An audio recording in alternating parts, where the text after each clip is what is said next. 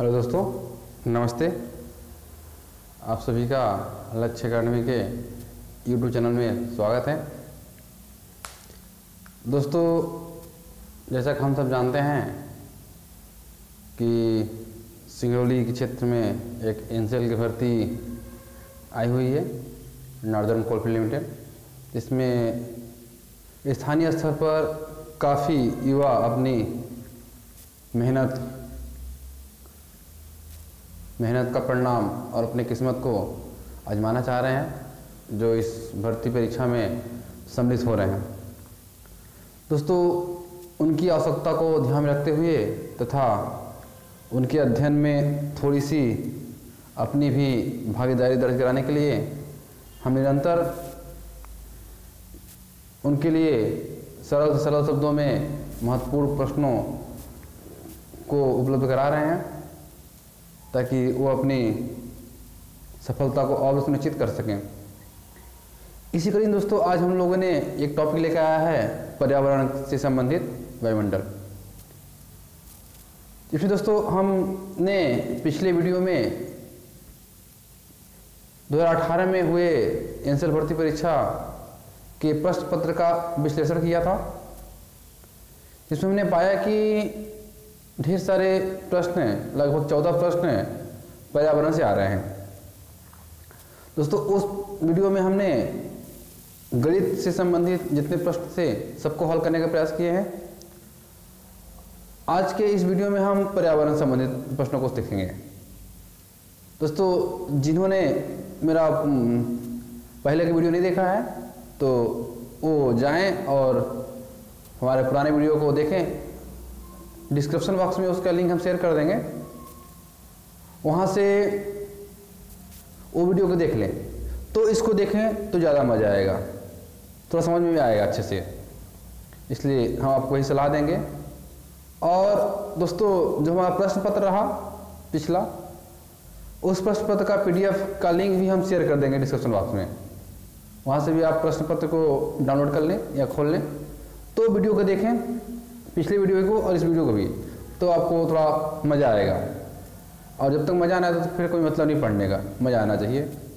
और मज़ा तभी आता है जब हमें समझ में आता है।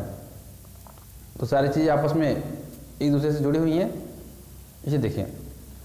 दोस्तों, हम पर्यावरण से संबंधित जितने प्रश्न आए थे पिछले परीक्षा में, उन प्रश्नों को हम विश्लेषण किए, एनालिसिस किए, तो हमने ये समझा कि लगभग 14 में से 10 प्रश्न डायरेक्ट या इनडायरेक्ट कहीं से एक ही चैप्टर से थे। वो था हमारा वायुमंडल। तो आज हम वायुमंडल को समझेंगे और इस चैप्टर को समझ के लगभग आधे घंटे की वीडियो में हम पूरे के पूरे 10 प्रश्नों का समावेश कर देंगे और एक एक प्रश्न करके हम उसका उत्तर भी बताएंगे, उसका भी विश्लेषण करेंगे। तो आज शुरू करते हैं वीडियो। दोस्तों, वीडियो शुरू करते हैं, समझते हैं वायुमंडल। हम पढ़ रहे हैं, हमारा चैप्टर है पर्यावरण। दोस्तों, पर्यावरण में एक महत्वपूर्ण घटक वायुमंडल की होती है। अगर हम पर्यावरण की परिभाषा की बात करें तो एक सामान्य सी परिभाषा है जिससे हम सब परिचित हैं कि पृथ्वी के चारों ओर ऐसा आवरण जो जिसमें जैविक अजैविक सारे घटक शामिल होते हैं, जिसमें वायुमंडल भी है और पृथ्वी का अभिन्न भाग है।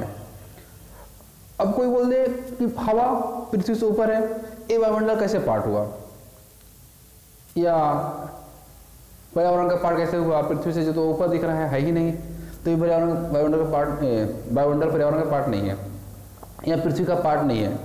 दोस्तों, इसे हम थोड़ा समझते हैं।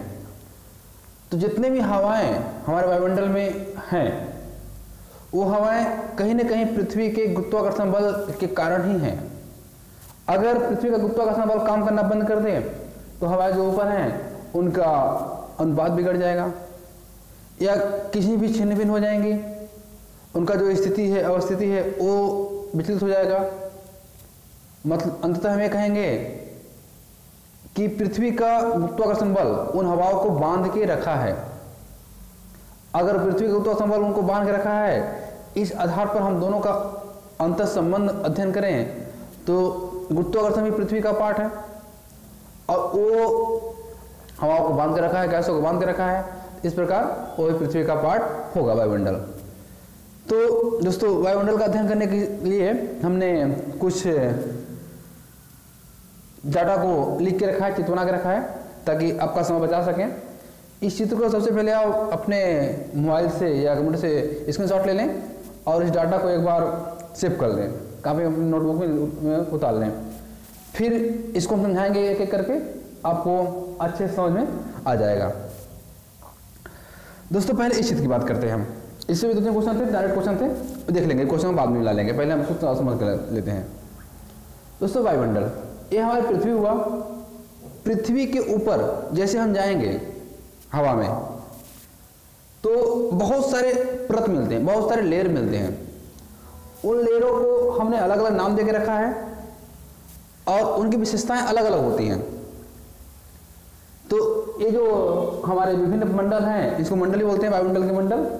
इनको हम कई भागों में बांटते हैं। दोस्तों ये हम पृथ्वी जहाँ खड़े हैं इससे ऊपर जा रहे हैं आसमान की ओर, इसमें हम परत को समझते हैं।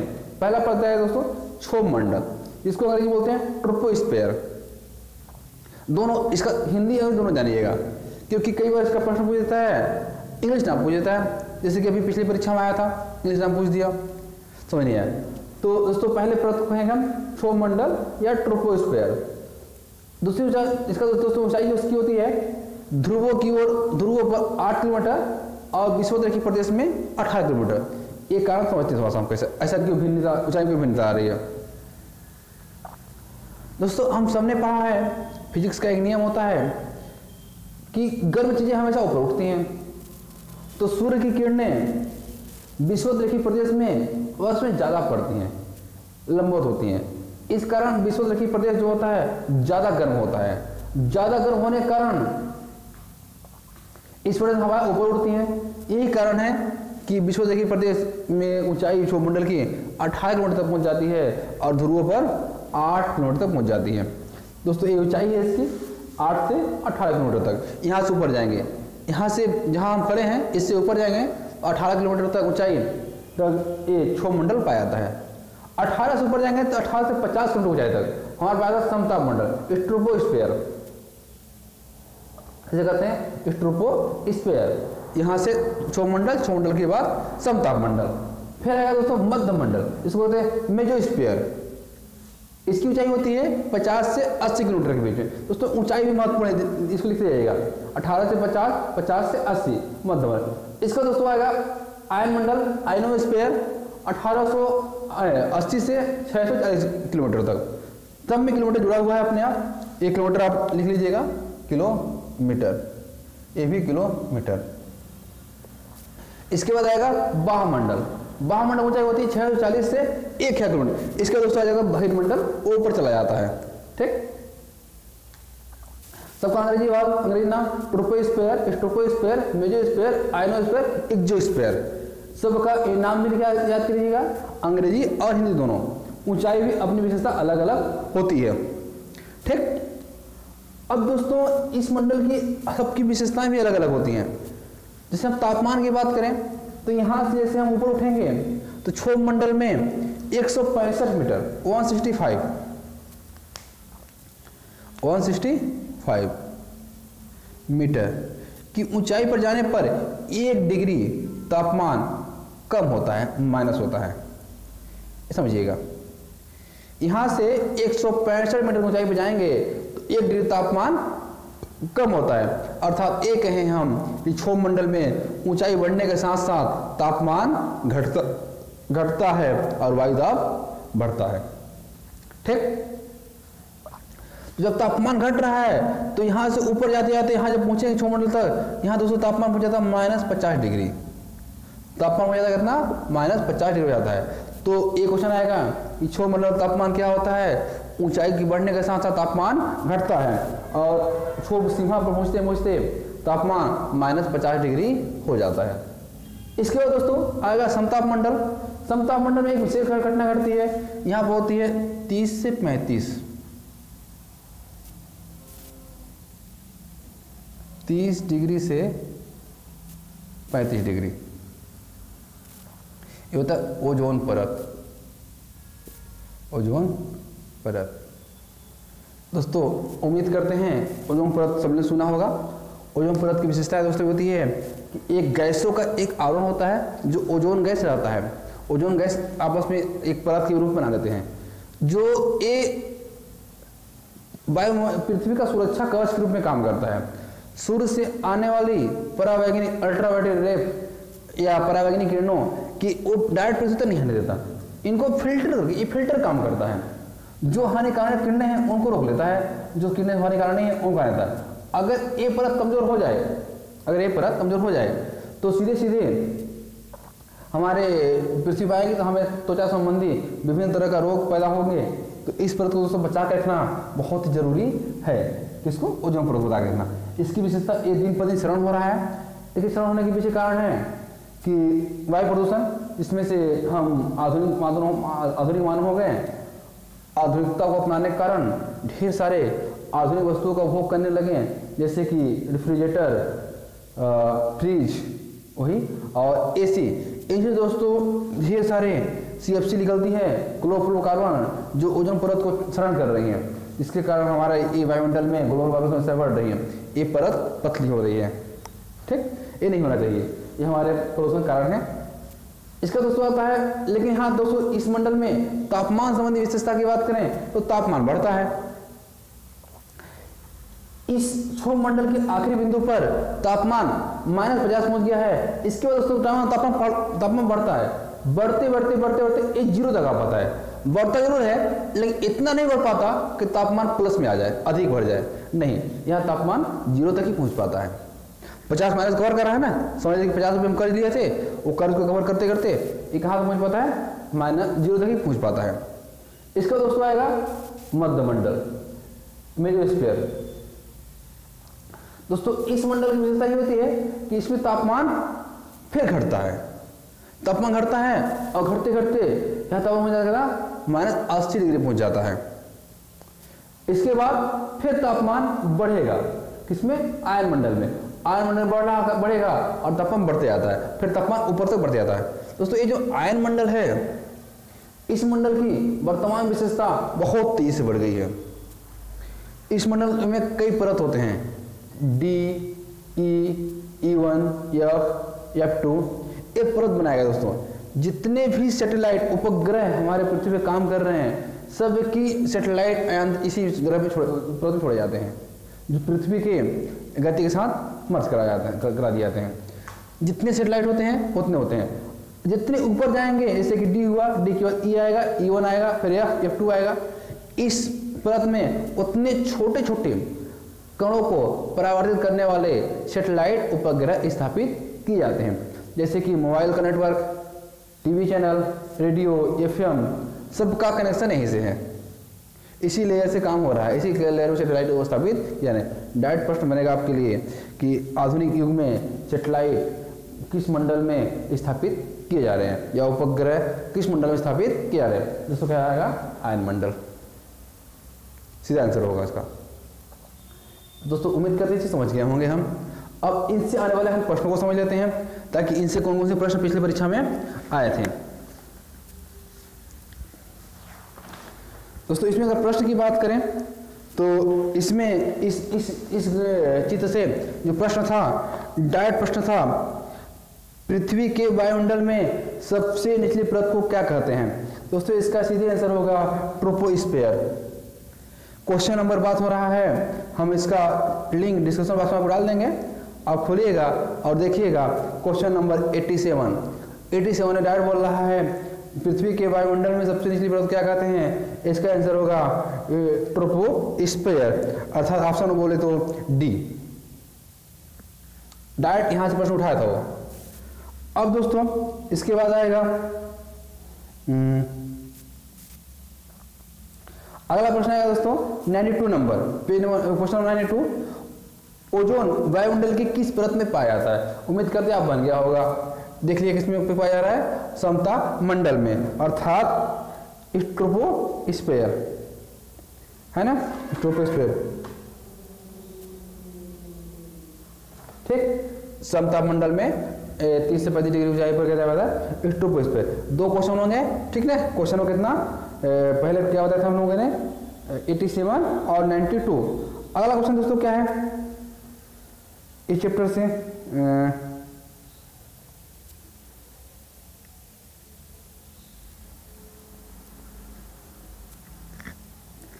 अब दोस्तों ये क्वेश्चन, इससे दो ही क्वेश्चन थे और पर्यावरण से समझ लेते हैं हम आगे चल के वायुमंडल से, ठीक है ना। इस चार्ट से दो क्वेश्चन थे। अब दोस्तों हम यहाँ आते हैं, इस ग्राफ पे आते हैं। हमारा चैप्टर वायुमंडल ही है, हमारा चैप्टर वायुमंडल ही है। इस वायुमंडल की बात करें तो ये होगा कि वायुमंडल में बहुत सारे गैसें हैं, गैसों का मिश्रण है वायुमंडल। इसमें गैसों का परसेंटेज होता है, जिसमें सबसे अधिक परसेंट है नाइट्रोजन। नाइट्रोजन दोस्तों उसका रासायनिक होता है NO2 78.8%, मतलब सबसे ज़्यादा, कितना, लगभग 3/4 से भी ज़्यादा, 78.8% नाइट्रोजन है। इसके बाद दोस्तों आता है ऑक्सीजन। ऑक्सीजन है 20.95 या 95।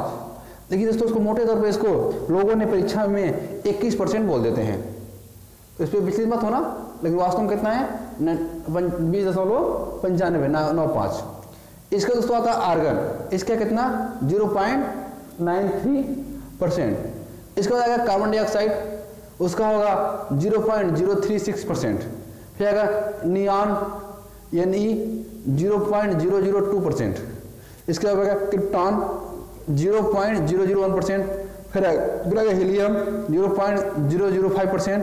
फिर आएगा जेनॉन Xc 0.00009%। फिर आएगा हाइड्रोजन 0.0040 मतलब 5%। ये सब वायुमंडल में गैसों का परसेंट है। इन गैसों के अनुपात में कोई भी परिवर्तन हो रहा है, यही वायु प्रदूषण कहलाएगा। इन गैसों के अनुपात में कोई भी परिवर्तन हो रहा है, यही वायु प्रदूषण कहलाएगा। एक चीज और दोस्तों, जो ये चीज हम लोग लेयर पढ़े, इसमें वायुमंडल का ज्यादातर भाग नीचे ही पाया जाता है। ऊपर गैस नहीं, ऊपर गैस जितना ऊपर जाएंगे गैसें और विरल मिलेंगे, गैस की मात्रा है ही नहीं। इसके पीछे लॉजिक ये है कि हम जो समझिए इन दोनों इसको इंटरकनेक्शन करके पढ़ते हैं। वायुमंडल में गैसों का अनुपात और वायुमंडल विभिन्न परत को आपस में इंटरकनेक्शन पढ़ रहे हैं दोस्तों। तो हमने पढ़ा कि नाइट्रोजन 78.8% है वायुमंडल में, मतलब सबसे ज्यादा, 3/4 से भी ज्यादा। तो लोग दोस्तों अब हम सब जानते हैं, पढ़े होंगे केमिस्ट्री में, रसायन में, कि नाइट्रोजन एक भारी गैस है, एक भारी गैस है, और गुरुत्वाकर्षण का नियम पृथ्वी का कंटिन्यूसली काम किया जा रहा है, तो भारी चीजों को ज्यादा नीचे खींचेगा। यही कारण है कि वायुमंडल में ज्यादा गैसें नीचे ही हैं। इसके पीछे कारण है नाइट्रोजन का होना। ठीक। अब दोस्तों इससे जो क्वेश्चन पूछा था, इस ग्राफ से जो पूछा था, ये वायुमंडल से ही था। इसमें क्वेश्चन पूछा था, क्वेश्चन नंबर बात करें, क्वेश्चन नंबर 86, पृथ्वी के वायुमंडल में निम्न में से किसकी प्रतिशतता सबसे कम है। क्वेश्चन नंबर 86 पढ़िएगा, हम डिस्कशन बात करेंगे। पृथ्वी के वायुमंडल में निम्न में से किसकी प्रतिशतता सबसे कम है। ऑप्शन था नाइट्रोजन, ऑक्सीजन, आर्गन और कार्बन डाइऑक्साइड। तो आपने देख लिया नाइट्रोजन सबसे अधिक है, फिर ऑक्सीजन है, फिर आर्गन है, फिर कार्बन डाइऑक्साइड। मतलब ऊपर के चारों वो क्रमिक रूप से ऑप्शन दे दिया है, वो कुछ चेंज किया ही नहीं है। Option number 1, option number 2, option number 3, option number 4 सबसे कम इसका है कार्बन डाइऑक्साइड का। यही से क्वेश्चन उठाया है। ठीक, तो एक क्वेश्चन हो गया। इसका दोस्तों क्वेश्चन था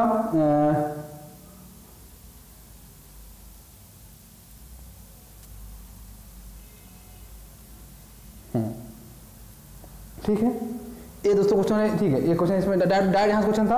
और देखते हैं क्वेश्चन। इसको हम चाहेंगे इसको आप एक बार जिसने ले लिया है, ठीक है, नहीं लिया है तो ले ले, हम इसे रफ कर रहे हैं, ठीक है ना। इसमें बता दोस्तों चैप्टर मेरा वायुमंडल ही है। वायुमंडल से ही सारे क्वेश्चन लगभग 10 क्वेश्चन उन्होंने पूछा था।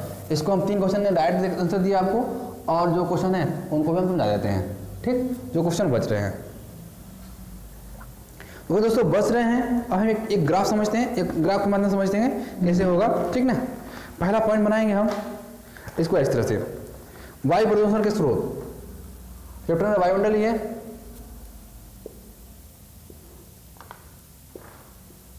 प्रदूषण के स्रोत या कारण।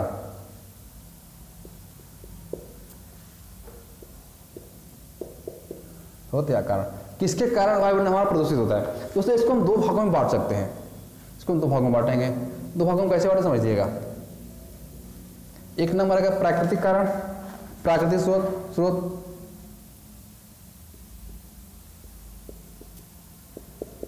एक होता है मानवजन्य स्रोत।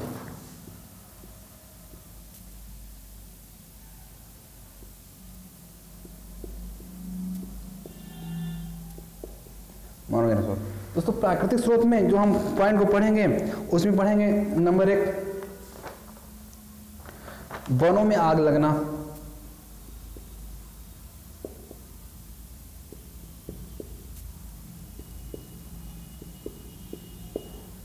नंबर 2 ज्वालामुखी उद्गार,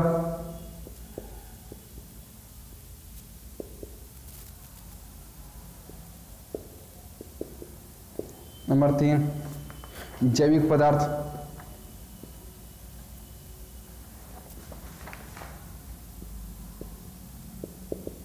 पदार्थों का सड़ना।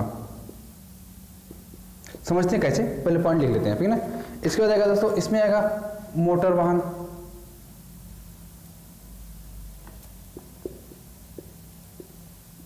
मोटर वाहन, फिर आएगा उद्योग, फिर आएगा वनों की कटाई,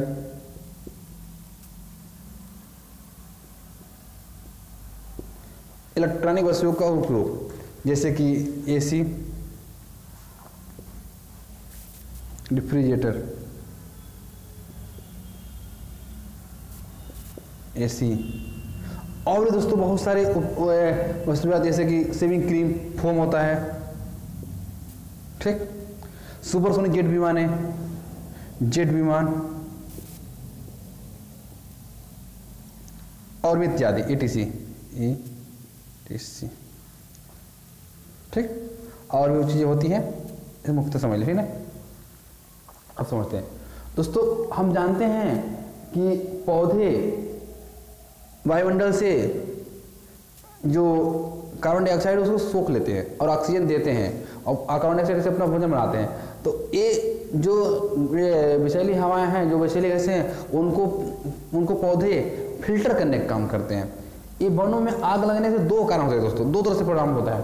पहला परिणाम ये हुआ आग लगने से कि जो विषैली गैसें हैं उनको सोख नहीं पा रहे हैं, उनको हवा को शुद्ध नहीं कर पा रहे हैं।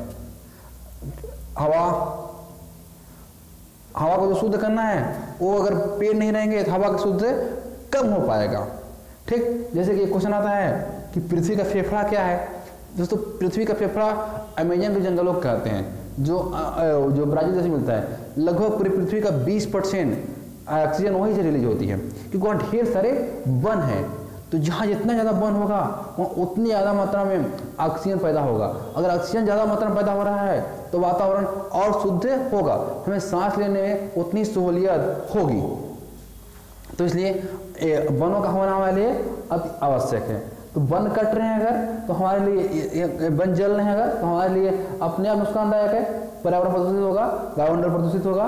दूसरा कारण होता है कि जब वनों में आग लगती है दोस्तों तो कई तरह के धुआं निकलते हैं, राख निकलते हैं, वो भी हमारे प्रदूषण को, पर्यावरण को प्रदूषित करते हैं। इसमें वायुमंडल का प्रदूषित बहुत तेज होता है। इसमें से दोस्तों आग लगी लिख लेगी, इसमें CO, कार्बन मोनोऑक्साइड, ये काफी मात्रा में रिलीज होती है, जो कि वायु प्रदूषण का सबसे खतरनाक सूचक होता है। CO का बढ़ना, कार्बन मोनोऑक्साइड का बढ़ना। और ये जब जंगल में आग लगना वनों से, तो वन तो खत्म होना पहला कारण हुआ।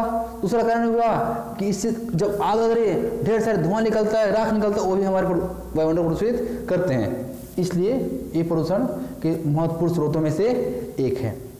दूसरा ज्वालामुखी उद्गार। जब ज्वालामुखी उद्गार होता है इसमें विभिन्न प्रकार की गैसें निकलती हैं, जैसे सल्फर हमारे पर्यावरण प्रदूषण के लिए बहुत ही खतरनाक गैस होती है, ये भी रिलीज होती है। ये दोस्तों है जैविक पदार्थों का सड़ना, जैसे कि कोई वनस्पति है गिरी सड़ रही है, कोई जीव जंतु सड़ रहे हैं, उससे भी विषैली गैसें निकलती हैं जो वायुमंडल को हमारे प्रदूषित करती हैं। ये दोस्तों हुआ प्राकृतिक स्रोत। प्राकृतिक आधार पर वायुमंडल को प्रदूषित करने वाले ये प्रमुख कारण हैं। ठीक, अब इसमें आएगा मानव जनित स्रोत।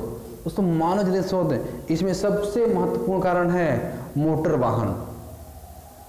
जितने भी गाड़ी हैं ईंधन चलती हैं, चाहे वो डीजल हो या पेट्रोल हो, उनसे चलते हैं तो दहन होता है इंजन में। इंजन में दहन होता है, इंजन दहन होने से जो गैसें बाहर निकल रही हैं वो धुआं के रूप में निकल रही हैं। इसमें CO कार्बन मोनोऑक्साइड सबसे अत्यधिक मात्रा में होता है, और कार्बन मोनोऑक्साइड ये वायुमंडल जितने प्रदूषित होता है उसका 50% अकेले इफेक्टिव है, ये काफ़ी मात्रा में निकलता है। इसलिए वायुमंडल को प्रदूषित करने में सबसे महत्वपूर्ण भूमिका निभाता है मोटर वाहन से निकलने वाला धुआं।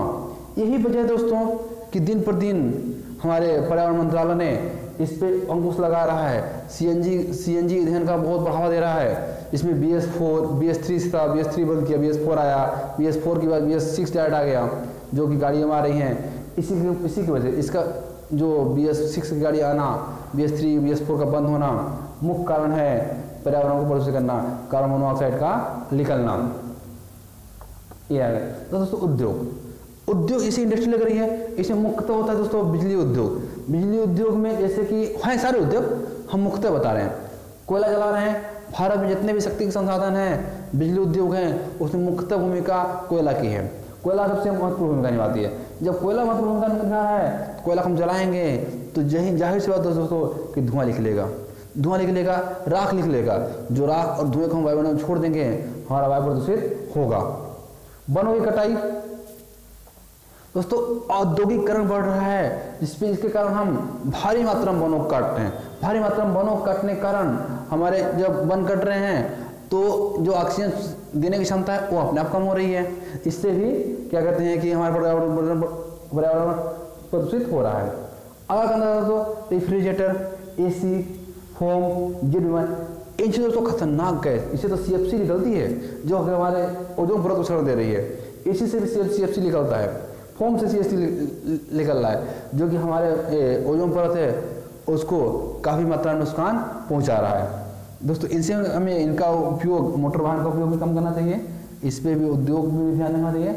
इसमें ऐसे उद्योग का विकास देना चाहिए जिससे जहरीली गैसें हमारे वायुमंडल में नष्ट हो रहे, जैसे कि हाइड्रो पावर प्लांट का उपयोग करना चाहिए, सौर ऊर्जा का उपयोग करना चाहिए इसके स्थान पर, ताकि हमारा प्रदूषण कम हो सके। ठीक, ये दोस्तों ये मुख्य कारण थे। अब हम बात करते हैं कि ये गैसें निकल रही हैं, ये हमारा पर्यावरण को प्रदूषित होने के मुख्य कारण है।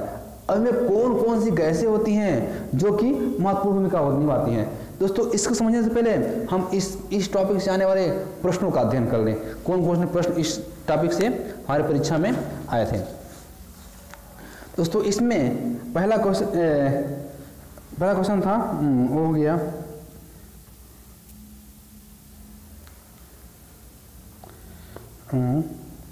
निम्न में से अम्लीय वर्षा का कारण क्या है। दोस्तों अम्लीय वर्षा का कारण भी होता है सल्फर डाइऑक्साइड और नाइट्रोजन। हम बताएं कि हाँ सल्फर डाइऑक्साइड निकल रहा है, इससे भी नाइट्रोजन निकल रहा है, इससे भी नाइट्रोजन निकल रहा है। मतलब क्वेश्चन नंबर 89, आप क्वेश्चन नंबर 89 को लिखिएगा। इसमें लिखा है निम्न में से अम्लीय वर्षा का कारण क्या होता है। इसका आंसर दे रहा है दोस्तों उपरोक्त दोनों, मतलब सल्फर डाइऑक्साइड और नाइट्रोजन के ऑक्साइड।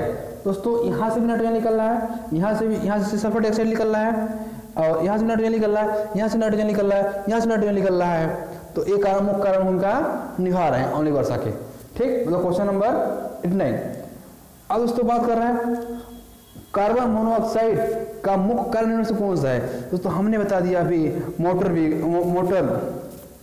व्हीकल, मतलब ऑप्शन नंबर यहाँ से बोल रहा है कि हम जैसे हम बताएं ना कि जितने भी ट्रांसपोर्ट हो रहे हैं, चाहे कोई भी गाड़ी हो, चाहे डीजल इंजन हो या पेट्रोल इंजन हो, किसी न किसी ईंधन का प्रयोग कर रहे हैं और ईंधन को जला रहे हैं इंजन गाड़ी चलाने के लिए, उससे धुआं निकल रहा है जो हमारे वायुमंडल में कोई धुआं डायरेक्ट जाके छूट जा रहा है, जो हमारे वायु प्रदूषण को मुख्य भूमिका निभा रहा है उसे प्रदूषित करने में। तो मोटर वाहन ये महत्वपूर्ण है। ठीक, अब दोस्तों क्वेश्चन, एक क्वेश्चन आया ताजमहल निम्न में से किससे प्रभावित है। तो इसका सीधे आएगा वायु प्रदूषण। वायु में जो हवाएं निकल रही हैं, इस यही कारण है कि वहाँ ताजमहल पे हवाएं ऊपर निकलती हैं, हवाएं दूषित होती हैं, कौन कौन से, सल्फर डाइऑक्साइड और कार्बन मोनोऑक्साइड, इस कारण अम्लीय वर्षा होती है। अम्लीय वर्षा होने के कारण ये ताजमहल की जो कलर है वो डिस्कलर हो रहा है। यही कारण है कि ताजमहल के ऊपर से सुपरसोनिक विमानों को उड़ने से मना कर दिया गया है, उन्हें नहीं उड़ने दिया जा रहा है, ताकि वहाँ से अम्लीय वर्षा से बचाया जा सके, उसकी जो प्राकृतिक पहचान है वो पहचान उसकी बने सके। जो उसके संगमरमर है उसकी जो लाइट चमक कम हो रही है, चमक कम नहीं होनी चाहिए। इसका कारण सीधे है वायु प्रदूषण। ठीक दोस्तों, एक यहाँ पे क्वेश्चन आया, इसी प्रत्युत्तर में क्वेश्चन दे रहा है कि ये भी एक पार्ट इनडायरेक्ट वायुमंडल का ही है, सीएनजी एक है। दोस्तों सीएनजी जो हम बता रहे हैं, कब से बता रहे हैं कि ये मोटर व्हीकल से, जैसे कि वायु प्रदूषण हो रहा है, डीजल या पेट्रोल ईंधन का प्रयोग कर रहे हैं तो कहीं न कहीं दहन हो रहा है, धुआं निकल रहा है, जिससे कार्बन मोनोऑक्साइड निकल रहा है, जिसके कारण हमारा वायुमंडल प्रदूषित हो रहा है। इसके स्थान पर इसका ऑप्शन है प्रदूषित ईंधन, साफ सुथरा ईंधन, हानिकारक ईंधन, इनमें से कोई नहीं। दोस्तों ये बहुत ही आसान क्वेश्चन है, सीधे सीधे हो रहा है, इसका आंसर होगा साफ सुथरा ईंधन। अगला जो क्वेश्चन आया है, क्लोरोफ्लोरोकार्बन निम्न में से किसके उपयोग से होता है? दोस्तों अभी हम बता दिए, रेफ्रिजरेटर, एसी, परफ्यूम, बताया ना, होम परफ्यूम, इससे भी, इन तीनों से होता है सीएफसी, इन तीनों से सीएफसी निकलता है, इससे तीनों से क्या निकलता है? CFC, chlorofluorocarbon. मानव जन स्रोत में से भी दोस्तों प्रमुख है, एक क्वेश्चन थे। ठीक दोस्तों, लगभग वो सारे क्वेश्चन हो गए, जो थोड़ा सा टॉपिक और बचा हुआ है इसे हम कर लेते हैं। ठीक दोस्तों, एक क्वेश्चन आएगा, टॉपिक क्या आएगा कि इसको नोट कर लीजिएगा और हम आगे इसको मिटाते हैं, फिर आगे पढ़ेंगे।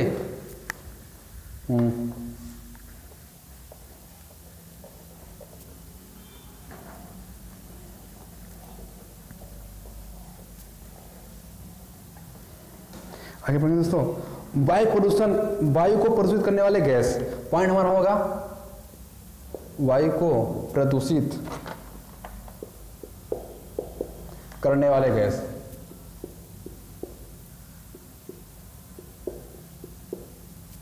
करने वाले गैस दोस्तों, इसमें पहला ऑप्शन आएगा हमारा कार्बन मोनोऑक्साइड,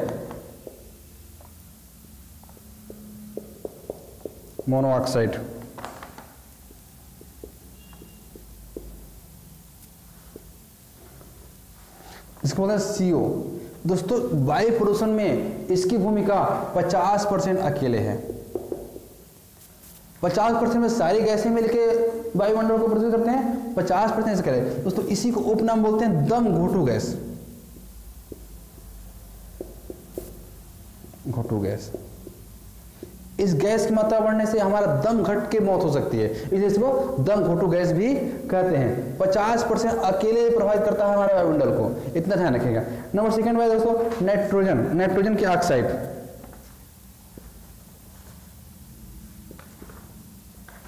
नाइट्रोजन के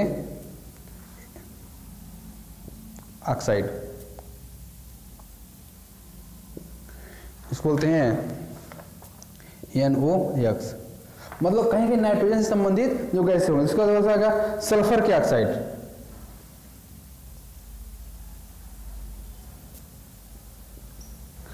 SOx।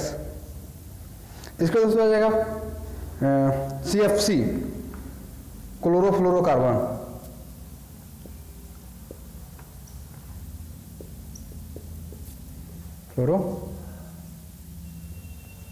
CFC। ये महत्वपूर्ण कैसे? इसके बाद आ जाएगा carbon dioxide, CO2, carbon dioxide,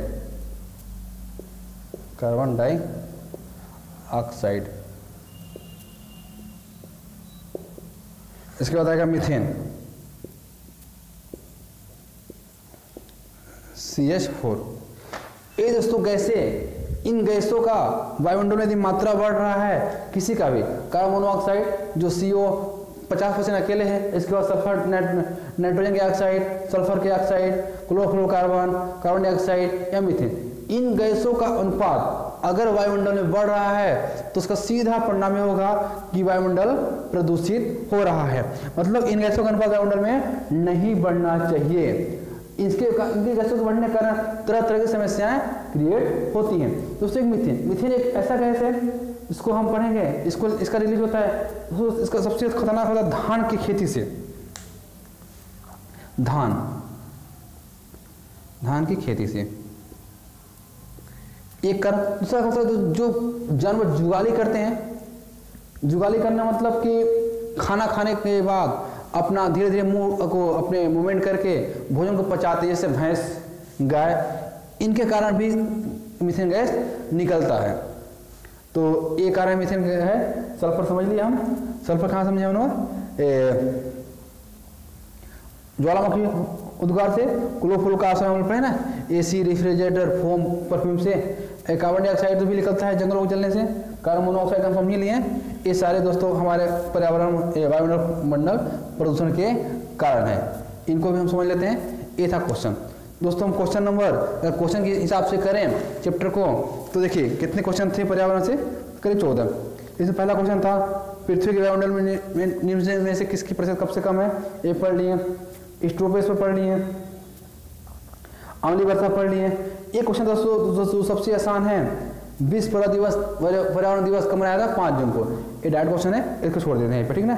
carbon monoxide यही पढ़ लिए, ओजोन परत समझ लिए, ताजमहल समझ लिए, सिंजी समझ लिए, क्लोरोफ्लोरोकार्बन समझ लिए। वायु प्रदूषण का कारण, दोस्तों वायु प्रदूषण कारण, अब वायु हमारा प्रदूषण हो रहा है, इसका सबसे खतरनाक अगर हम जाने तो क्या इसका इफेक्ट हो रहा है। अगर हमारा वायु प्रदूषण होगा दोस्तों, इसका सीधा इफेक्ट होगा कि हमारा तापमान का बढ़ जाना। सारे के सारे गर्म गैसें हैं, गर्म गैसें, तापमान बढ़ जाएगा। जब तापमान बढ़ेगा, ग्लोबल वार्मिंग बढ़ेगी, तो जो ग्लेशियर है वो पिघलेगा, ग्लेशियर पिघलेगा। मतलब ग्लोबल वार्मिंग का होना ही वायु प्रदूषण का सबसे बड़ा कारण है। ये दोस्तों यही क्वेश्चन थे जो कि महत्वपूर्ण क्वेश्चन थे पर्यावरण संबंधित, सारे क्वेश्चन पढ़ लिए। एक क्वेश्चन दोस्तों और था कि चिपको आंदोलन शायद था, क्वेश्चन नंबर कितना था कहीं पे, देख लेते हैं, थोड़ा सा इतना कर लेते हैं। हाँ दोस्तों, क्वेश्चन में 81 क्वेश्चन था कि चिपको आंदोलन, एक क्वेश्चन और दोस्तों, निम्न में से कौन सी गैस ग्रीन हाउस गैस है। ये भी पर्यावरण का ही वही पार्ट है। क्वेश्चन नंबर कितना था, क्वेश्चन नंबर 82 का दोस्तों ऑप्शन नंबर था कार्बन डाइऑक्साइड, ठीक ना। ये कार्बन डाइऑक्साइड, ग्रीन हाउस हमारे वायुमंडल को क्या कहते हैं कि कार्बन डाइऑक्साइड कारण हमारे वायुमंडल को गर्म करता है, ये सीधे से डायरेक्ट है। ये भी क्वेश्चन वायुमंडल से ही है। एक क्वेश्चन और था कि चिपको आंदोलन कैसे समझते थे, इसको थोड़ा समझ लेते हैं हम। अब इसको हम रब करते हैं, समझ लेते हैं, ठीक ना। इस आधार पे हम पर्यावरण के सारे प्रश्न को अध्ययन कर लिए एक वीडियो में, और सारे क्वेश्चन दोस्तों कहीं और से नहीं, सिर्फ और सिर्फ एक ही चैप्टर से थे। मतलब एग्जामिनर की नज़र में जो चैप्टर आया वो चैप्टर को उठाया और सारे प्रश्न बना के आपके सामने पटक दिया। आप अगर वायुमंडल अच्छे से पढ़े होंगे तो सारे क्वेश्चन बना लिए होंगे, अगर जो नहीं पढ़ा होगा वो नहीं बना पाया होगा, ठीक। मतलब वो क्वेश्चन को बहुत कॉम्प्लेक्स नहीं किया है, प्रश्न बनाने में बहुत दिमाग नहीं लगाया है, बहुत साधारण क्वेश्चन एक ही जगह उठा लिया है। मतलब ये मान के चलिए, अगर वायुमंडल उठाया है, अगले बार जलमंडल हो सकता है, स्थलमंडल हो सकता है, ठीक। अगर आपको जानता चिपको आंदोलन किसे संबंधित है दोस्तों, एक उत्तराखंड, भारत का राज्य उत्तराखंड है, वहाँ एक जिला है चामोली जिला में जो उद्योग को लगाने के लिए पेड़ों को काटना शुरू कर दिए, तो वहाँ के एक स्थानीय नेता थे सुंदरलाल बहुगुणा, जिन्होंने जाके पेड़ों में चिपक गए। उनके साथ ढेर सारे गांव वाले भी जाके पेड़ों में चिपकने लगे। अब बोलने लगे अगर पेड़ों काटोगे तो पहले हमें काटो, हम भी कटेंगे।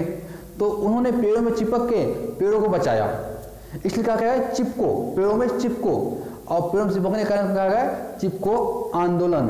इन्होंने पेड़ों में चिपक के पेड़ों को बचाने का काम किया था। उत्तराखंड के चामोली जिला में है, जो कि पर्यावरण संबंधित है। ये भी महत्वपूर्ण आंदोलन आएंगे दोस्तों। एक आएगा चिपको आंदोलन, नर्मदा बचाओ आंदोलन, ये महत्वपूर्ण आंदोलन है, ये समझिएगा।